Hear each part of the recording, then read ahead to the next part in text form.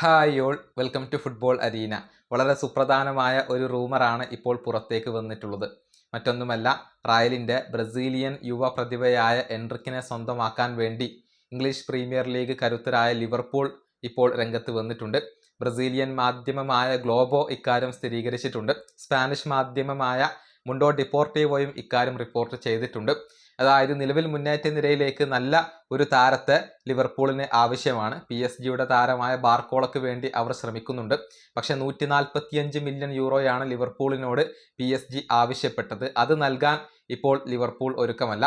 പകരം എൻട്രിക്കിനെ കൊണ്ടുവരാൻ അവർക്ക് വലിയ താല്പര്യമുണ്ട് എന്നുള്ളത് മാത്രമല്ല, 65 മില്യൺ യൂറോയുടെ ഒരു ഓഫർ ഈ താരത്തിന് വേണ്ടി വാഗ്ദാനം ചെയ്യാനുള്ള ഒരുക്കത്തിലാണ് ലിവർപൂൾ ഉള്ളത്.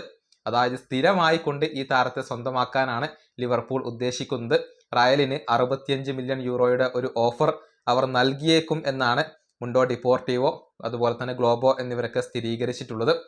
പല പൊസിഷനുകളിലും കളിപ്പിക്കാൻ കഴിയുന്ന താരമാണ് എൻട്രിക്ക്. അതുകൊണ്ടാണ് ലിവർപൂളിന് ഈ താരത്തിൽ ഇപ്പോൾ വലിയ താല്പര്യം.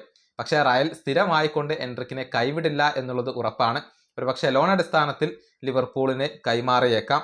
എന്നാൽ ഈ സീസണിൽ താരത്തെ നിലനിർത്താനാണ് റയലിന്റെ താല്പര്യം. കഴിഞ്ഞ ദിവസം AC മിലാൻ താരത്തിന് വേണ്ടി ഒരു ശ്രമം നടത്തിയിരുന്നു. പക്ഷേ അദ്ദേഹത്തെ കൈവിടാൻ ഉദ്ദേശിക്കുന്നില്ല എന്നുള്ള കാര്യം റയൽ ഒരിക്കൽ കൂടി അറിയിച്ചിരുന്നു. ഇപ്പോൾ സ്ഥിരമായി കൊണ്ടുപോവാനാണ് ലിവർപൂൾ വന്നിട്ടുള്ളത്. റയലിന്റെ ഇതിനോടുള്ള പ്രതികരണം എങ്ങനെയാകും എന്നുള്ളതൊക്കെ കാത്തിരുന്നു കാണേണ്ട കാര്യമാണ്. ഈ വീഡിയോ അവസാനിപ്പിക്കുന്നു. അടുത്തൊരു വീണ്ടും കാണാം.